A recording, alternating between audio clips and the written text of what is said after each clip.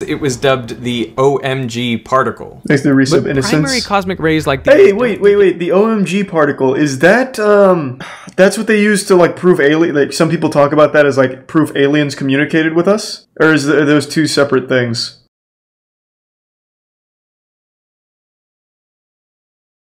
$64 cosmic ray? Is that a speedrunning thing or no?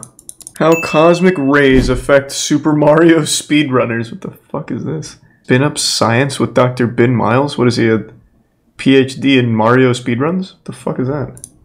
Back in 2013, a speedrunner by the name of Dota Teabag was speedrunning a game of Mario 64 when suddenly they encountered what should have been an impossible glitch. I remember this one. Teleported up through several platforms, saving a huge amount of time completing the level.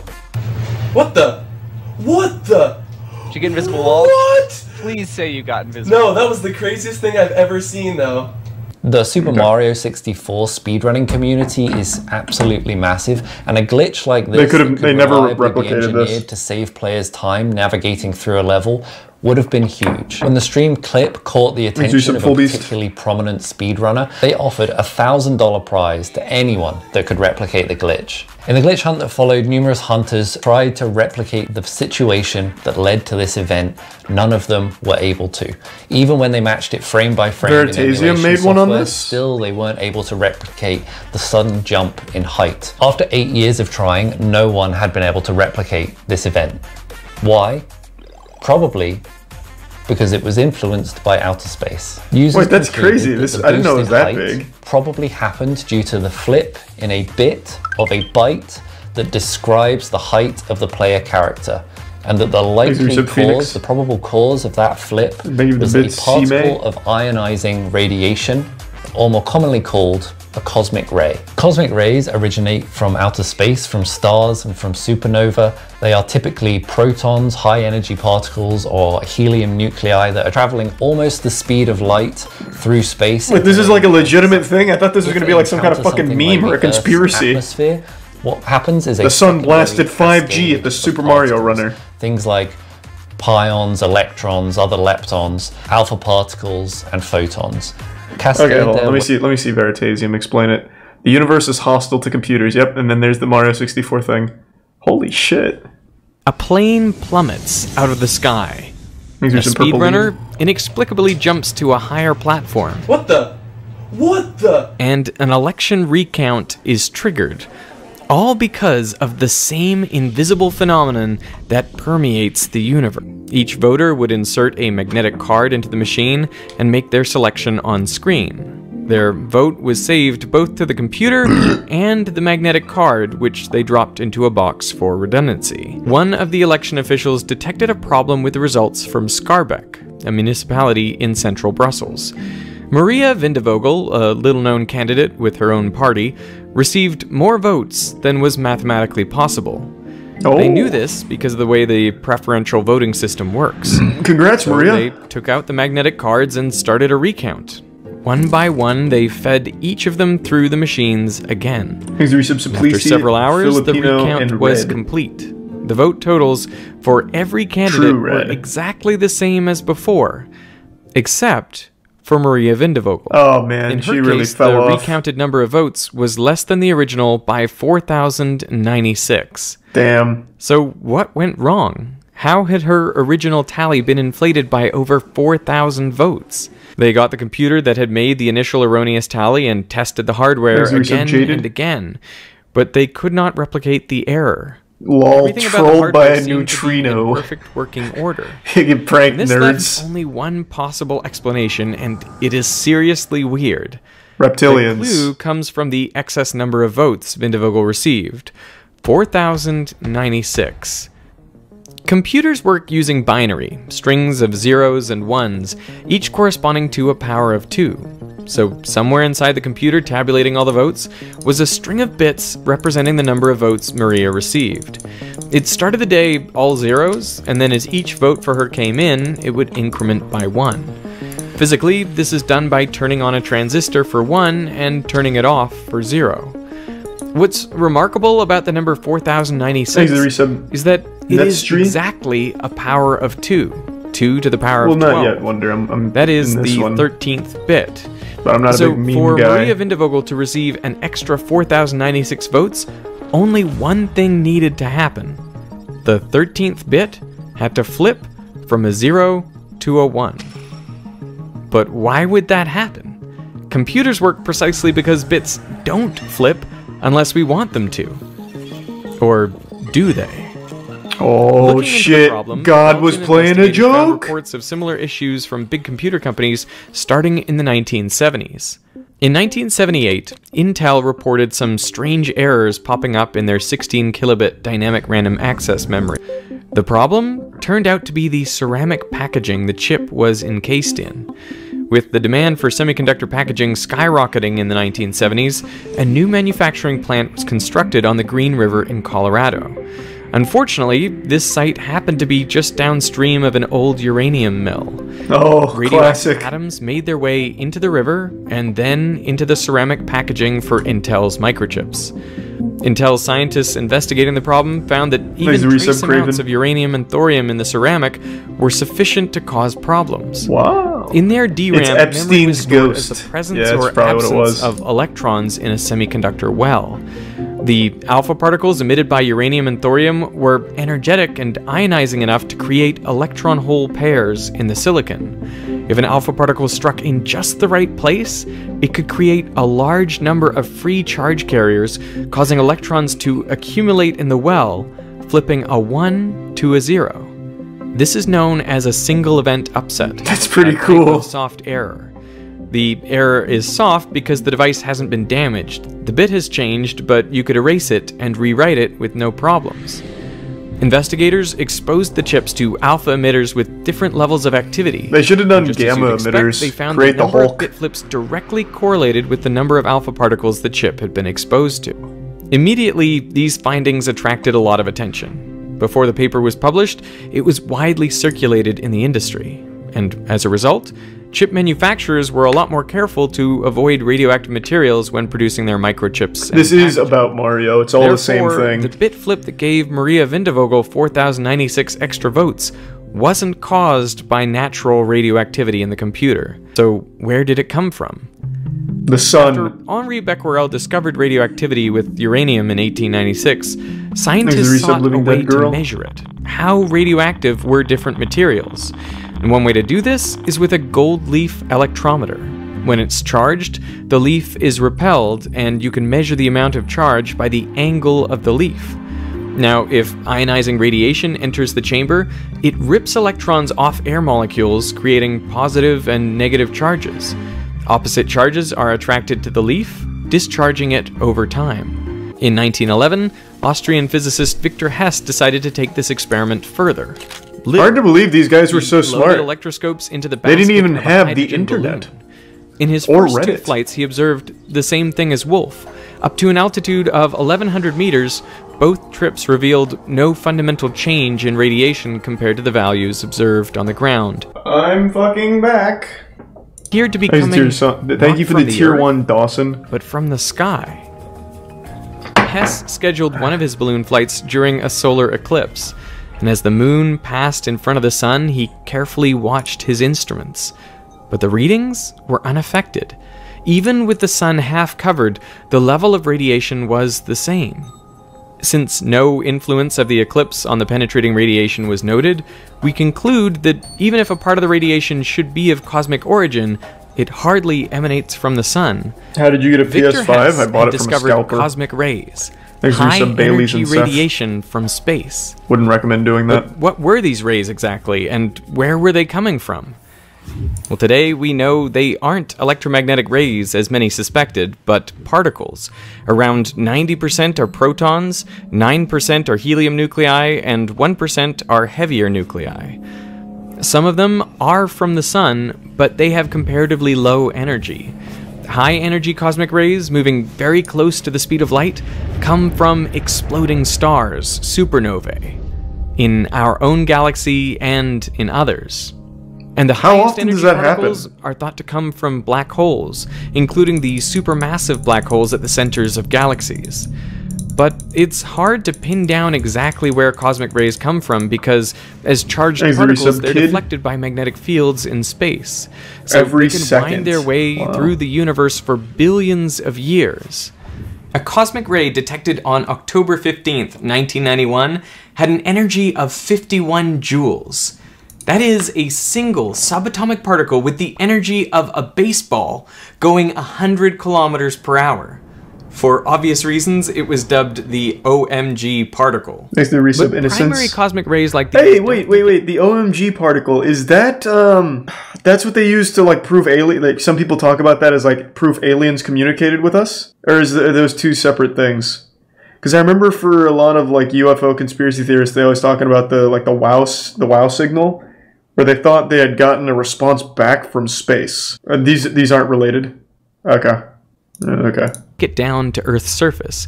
Instead, they collide with air molecules around 25 kilometers above the ground and create new particles, like pions. These collide and decay into other particles, like neutrons, protons, muons, electrons, positrons, and photons.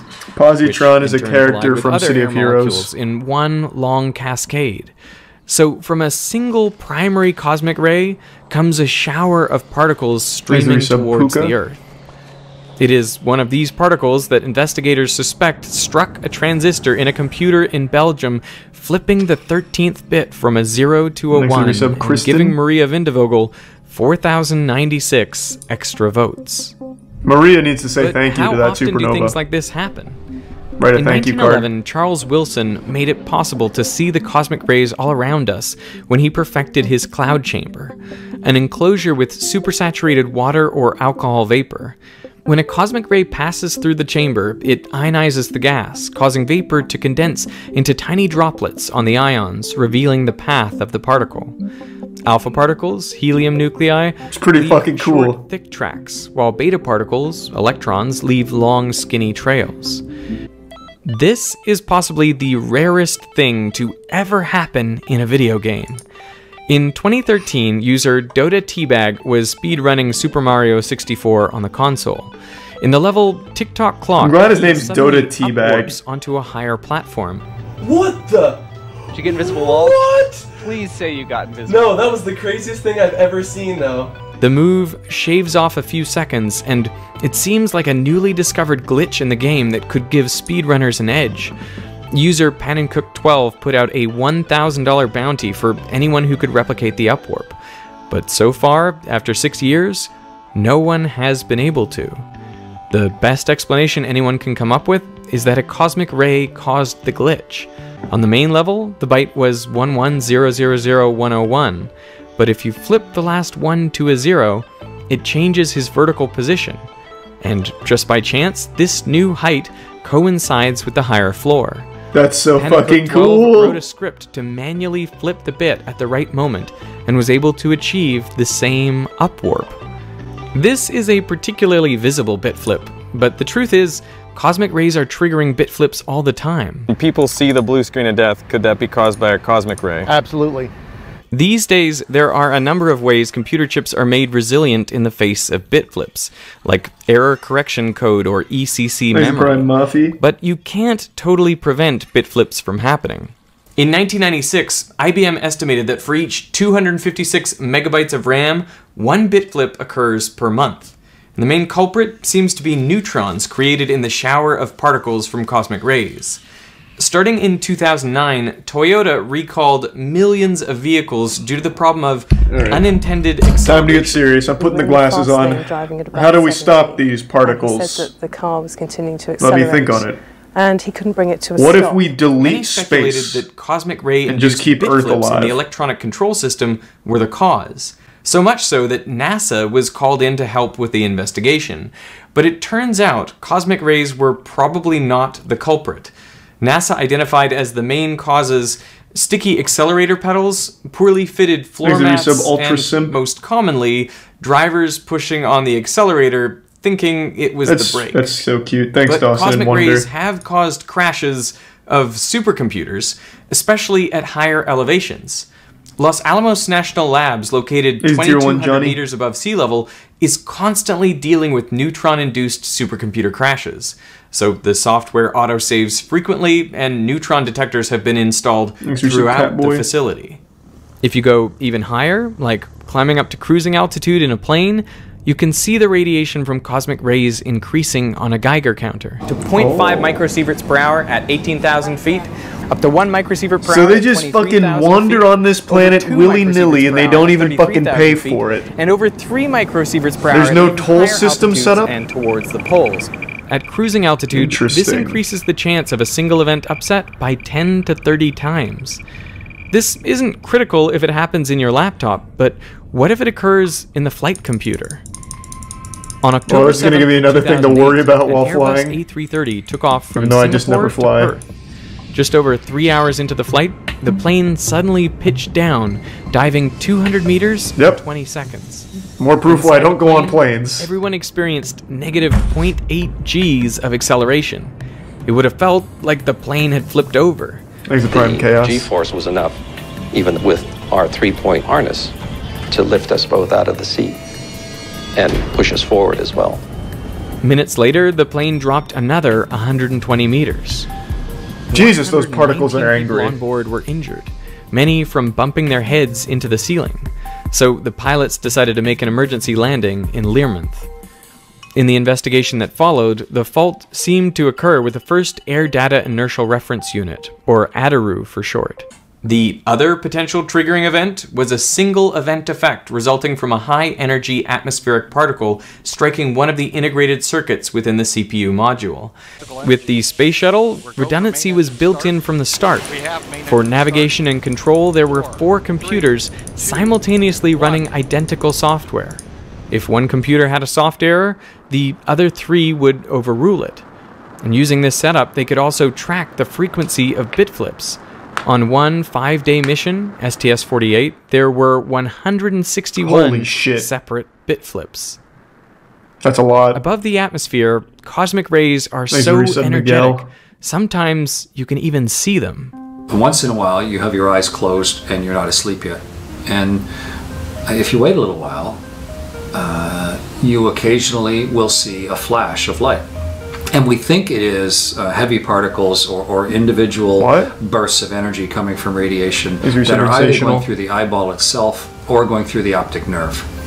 And the way that your body registers radiation going through it is amazingly enough by showing you a little flash in one of your eyes, just to remind you that you are subject to the radiation of not only our sun, but every star of the universe that is.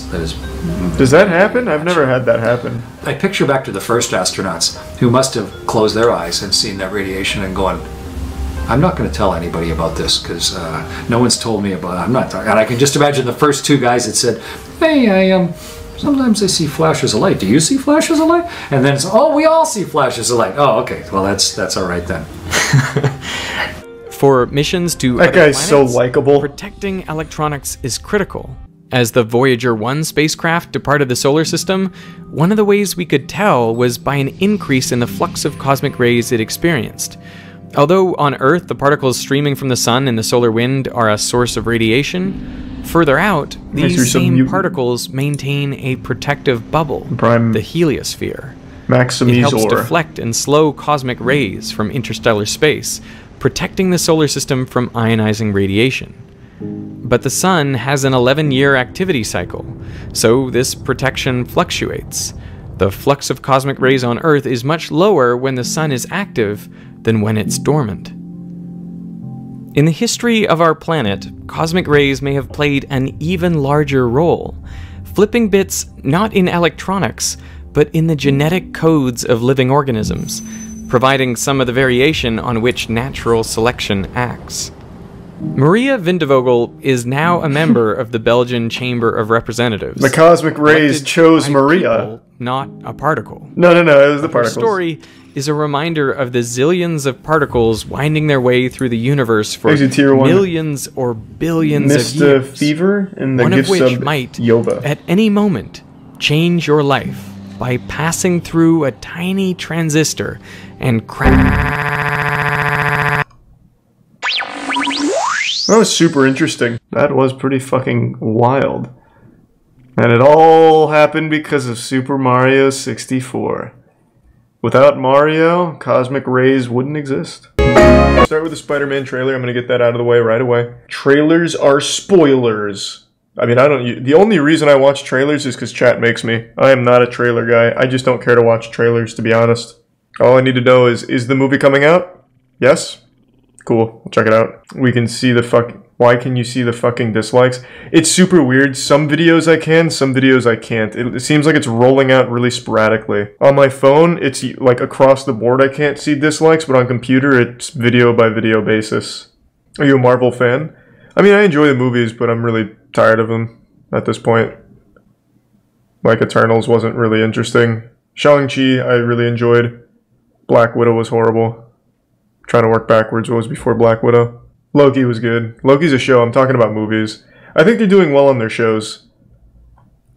I really think all of these like big franchises work better as shows instead of movies, because the movies just always fall into the same exact formula. Alright, I think we've waited long enough. Hopefully this will be most people that would recommend it. Exit Prime, Meg Mars. Ever since I got bit by that spider, New sub squoosh. I've only had 1 week where my life has felt normal. That was when you found out.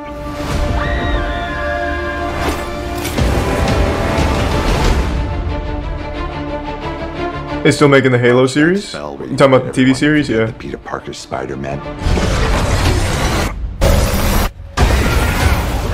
We started getting some visitors. From every universe. Oh, fuck yeah.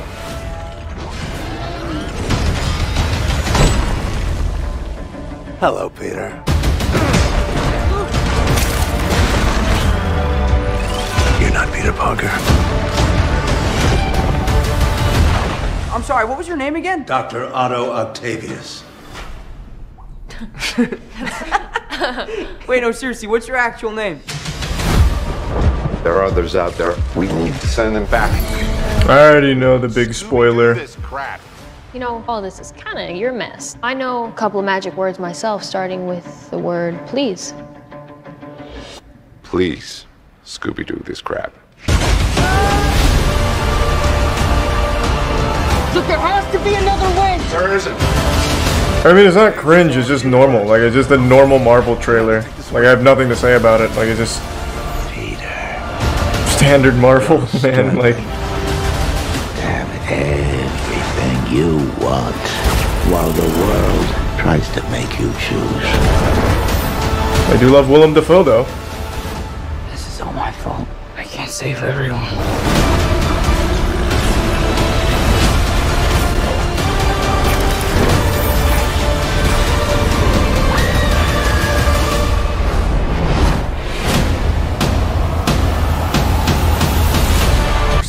Exclusively in movie theaters. Tickets on sale on the 29th. Spider Monday. I just have nothing to say about it. It's just normal Marvel shit.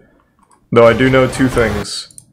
The big fan theory is that this scene is edited, that Tobey Maguire and Andrew Garfield are in this scene as well, because in this scene the lizard man gets hit by something invisible and they assume it's a punch from one of the other Spider-Men. Which I think makes sense. I think there's potential with that fan theory. And then in this scene, you can see the costume of another Spider-Man somewhere. I don't know, somewhere. Maybe here. Yeah, here. I don't see it. It's right... I guess it's a little dark on stream compared to my monitor. But there's a red and blue color up here, and people assume this is another Spider-Man. Which it could be. I don't particularly care. I'll go into the movie and get hype if I see them, and I won't be disappointed if I don't. Like, again, I don't really care about trailers that much, like at all. Forged in Fire. I still really like Forged in Fire. I just hate that they don't post the full episodes anymore. It's really upsetting. Sword hacks and slashes, the final round. Oh, it's the epic Game of Thrones sword. Champion is Trevor. Congratulations, you're the Forged in Fire champion. I can't believe that. I thought his blade was fucked. Still haven't watched the NASCAR one. Oh, the Everest discrepancy is Imp Lemons. One of the most popular superlatives because it's so unambiguous. Being the first person to do anything is a big deal. All who follow you have no choice but to know your name. If you're the first, not true. History will remember you long after you're gone.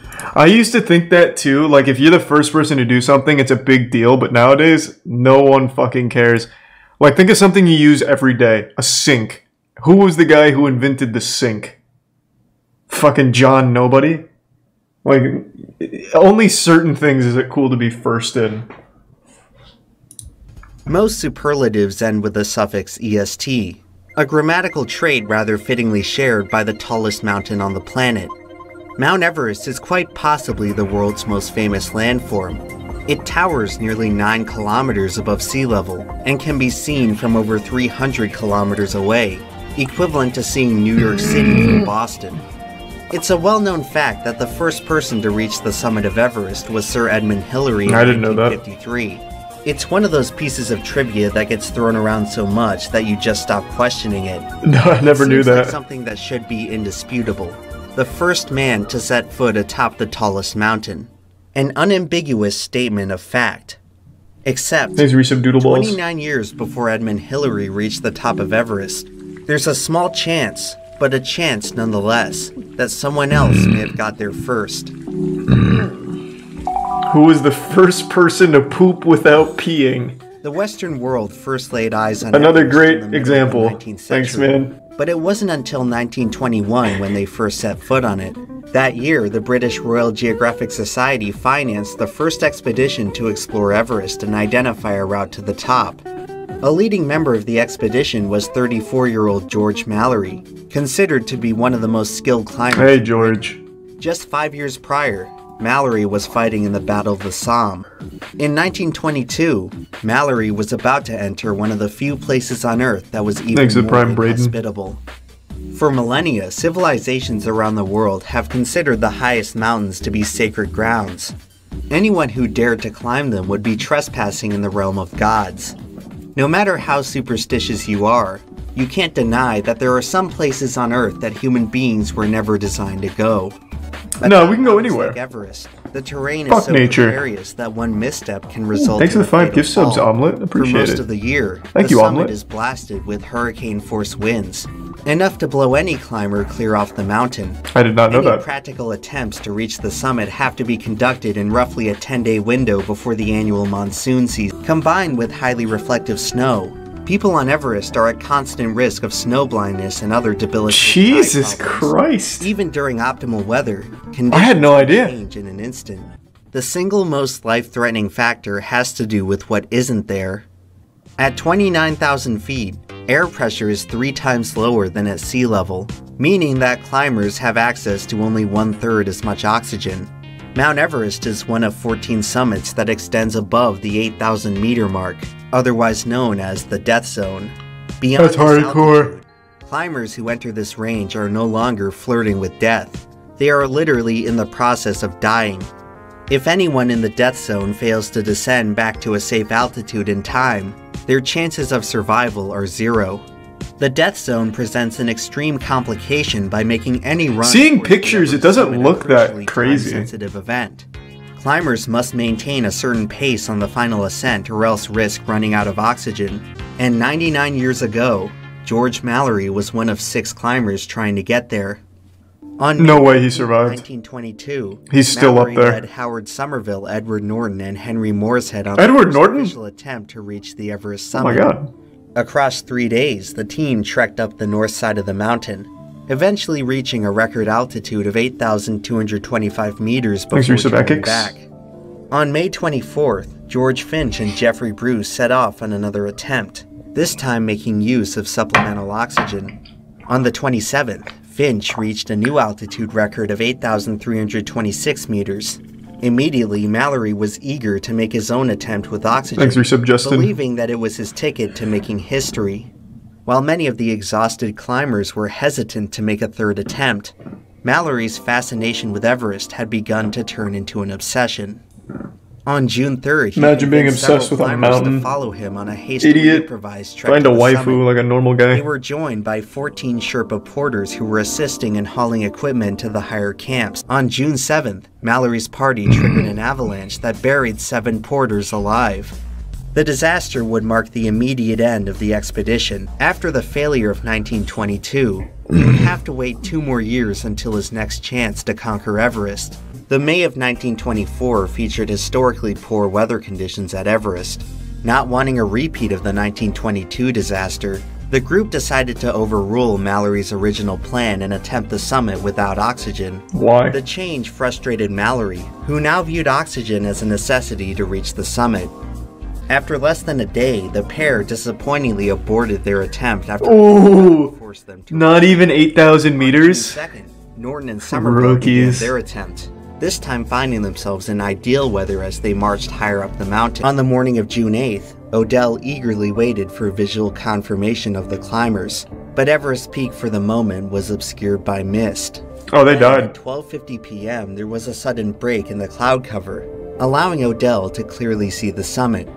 There, Odell witnessed 2 black dots scaling one of the rock steps on the northeast ridge, with one dot appearing to climb up and over the crest, just below the final summit pyramid. After 5 minutes, the mist rolled back in, and the 2 figures disappeared behind the clouds. Tier 1 This piss small kinks. fleeting moment would be the last time that George Mallory and Sandy Irvin were ever seen alive. Oh, they did die. Shortly I after the figured. sighting, a storm hit the mountain, Yeah, that was a and the 2 wild climbers idea. did not return from their attempt. Odell, as the closest party member, hiked up to around 8,200 meters to search for them, but after 24 hours, he signaled the rest of the crew that no trace could be found. Mallory and They Irvin became lost to Everest. the mountain placement. Today, the fine people at Bespoke Post have sponsored me Ah, on an Bespoke Post. expedition to become the first green man to climb the tallest mountain. He's a tier in 1 Florida. turtle and Resub I'm Mackie. being joined by my Sherpa, Rusty Cage, and today, thanks to his help, we're going to be making history. Now you've seen I'll your let the share ad of ride. subscription boxes, but I'm telling you, buddy, Bespoke Post is unlike anything you've ever seen before.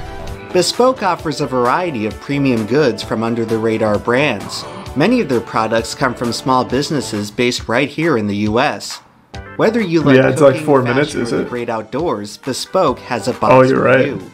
And unlike other subscription boxes, at Bespoke, you only Alright. Bespoke Post Following is the good though. 1920 The first party confirmed to successfully climb the second step was the 1960 Chinese expedition, which managed to overcome the obstacle using pitons, a climbing aid which Mallory and Irvin did not have.